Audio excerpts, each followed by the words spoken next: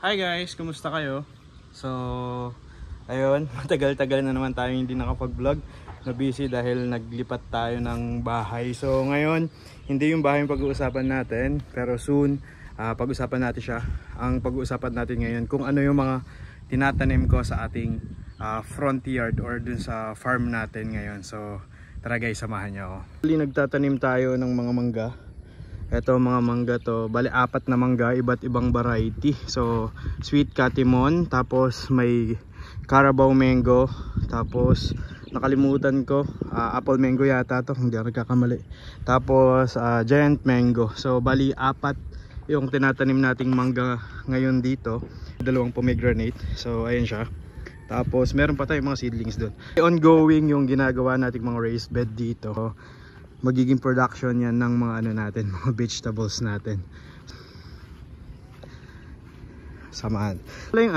Yung greenhouse natin, medyo makalat dahil ginawa ko muna siyang stock room. Sa 2025 January mag-start na tayo mag-hydroponics. Mga gamit natin, ayun yung mga natin, mga cuttings natin na itatanim natin dito na soon magiging pagkain siya ng mga animals natin. Ayan, medyo makalat pa. Magic fruit, calamansi, mga citrus, tsaka mga rambutan meron tayo dito. Itatanim natin sila dito. Ayan. As mga raised bed natin, mga vegetable naman ang mga tatanim natin dyan. Tsaka mga dragon fruit. So yung mga potting mix natin, or ito yung mga potting media natin na soon iba-vlog ko din. Ayan, mga kusot, tapos manure, tapos rice hull. So papakita ko kapag nag-mix na tayo. Madami kayong aabangan sa ating bagong vlog, bagong edition ng vlog sa channel natin. So ayun. Sorry, hinihingal. Bali nagtatrabaho ako ngayon. Ila-landscape natin. So ayan.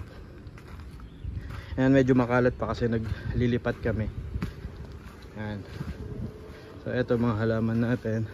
Tayo lang nag-landscape niyan. Tapos ayan, bukid yan.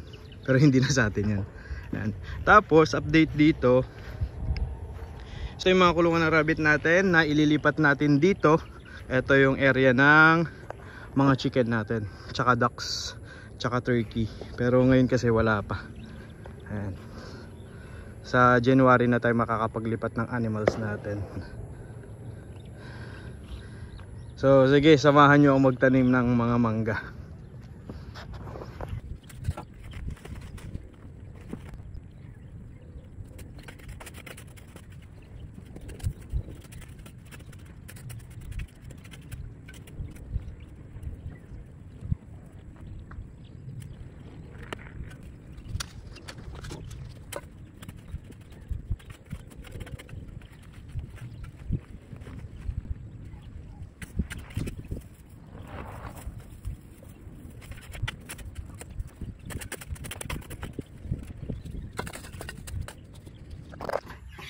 Good morning guys, ngayon mag-update tayo sa mga animals na meron tayo ngayon dito sa farm natin. So nadala ko na yung mga buff Brahma tsaka Colombian Brahma natin.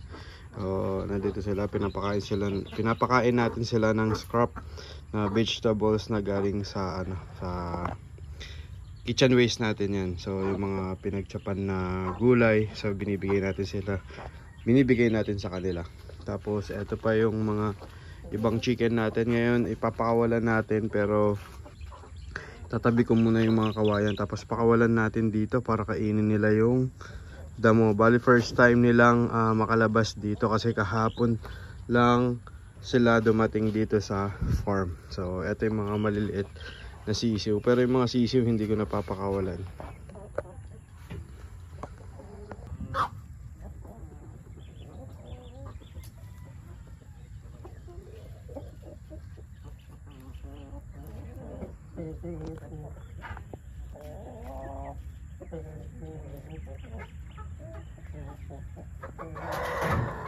So ayun guys, punta tayo dito sa area na kung saan yung production, animal production natin. So eto na yung mga manok, no?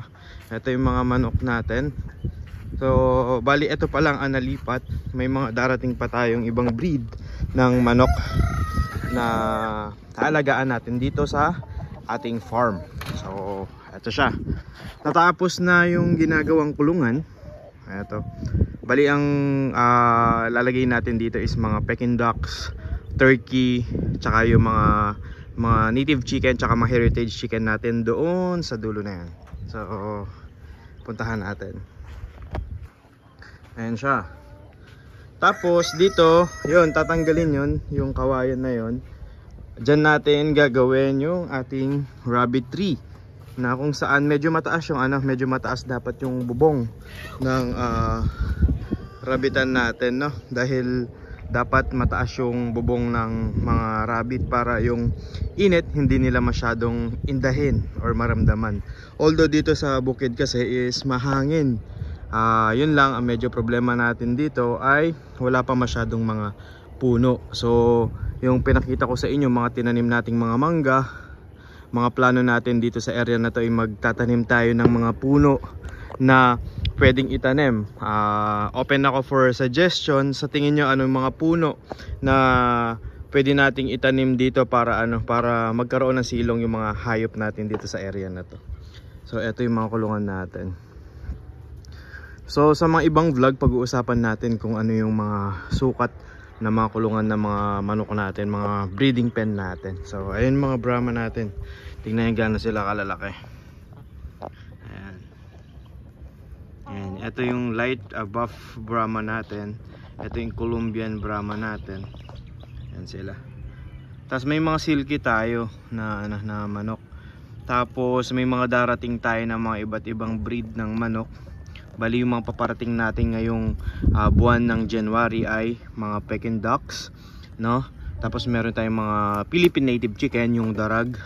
Meron tayong paparating na Shamo at madami pang iba. So abangan nyo sa vlog natin kung ano pa yung maaalagaan natin dito sa farm natin. Okay, sige.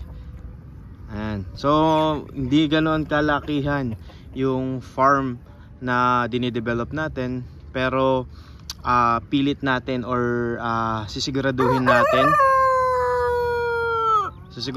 nating ma-utilize or magamit natin ito ng maganda, or magagamit talaga natin. Bawat sulok ng farm na to ay mapapakinabangan natin for business or for personal consumption. Sila, sumusunod sila sa akin, so gutom na sila. Punta tayo dun sa natin, sa crop production area natin, na kung saan magtatanim tayo ng mga iba't ibang gulay. Yan. Ibigay ko yung view sa inyo para makita nyo yung sinasabi ko. Bali eto, kulang talaga siya ng mga puno. Ayan. Kulang siya ng mga puno, pero nakapag-install na ako ng mga solar dito para paggabi. Dahil nga hindi tayo nakabakod, kailangan naka-solar tayo. Ayan. Bali ang ginamit lang natin na bakod dito is cyclone wire. Tapos may bob wire lang siya. Pero soon mag-install tayo ng razor wire, yung paikot, para kahit papaano yung security natin ay madagdagan. So ito siya. So dito sa gitna, ang balak ko sa gitna ng lupa na to, magtatanim ng mga puno. Tapos yung gilid dito is rabbit tree. Tapos dito yung poultry area natin.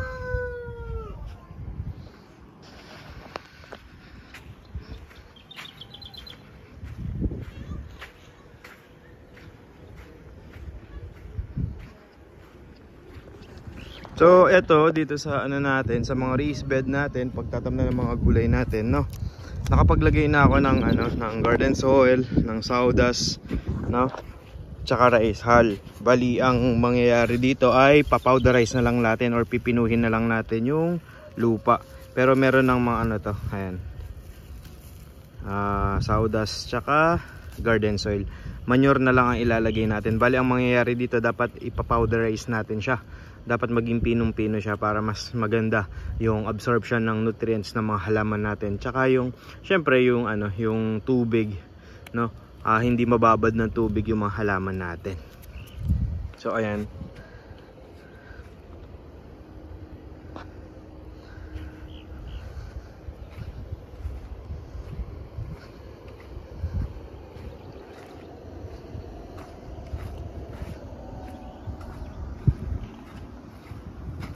ganun pa rin yung sa ano natin, yung sa greenhouse natin, no?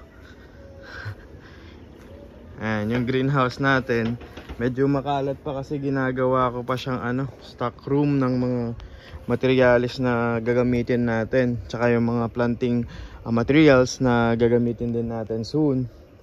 Pero ano, ito yung next project natin na linisan. Dahil sa January kasi mag-i-start na tayo mag-hydroponics. So ito yung mga seedlings natin. Ito yung mga seedlings natin na red sitaw. Tapos ito yung mga mulberry na itatanim natin. Tapos mga pinya, tapos madre de agua, pagkain ng mga hype natin. Tapos galing kay Lakay Dexter from Ilocos, yung mga langka natin, no? Ayan, itatanim din natin. Mga papaya na kailangan na itanim sa lupa dahil hirap na silang magpaganda sa maliit na pot. Ayan. So itatanim din natin lahat yan. So ayun guys, ito yung update ng mini farm natin. So sana samahan nyo ako lagi sa pag-update or sa pagpapaganda ng ating munting maliit, no? Munti na maliit pa na farm. So kita-kits tayo guys sa susunod na vlog.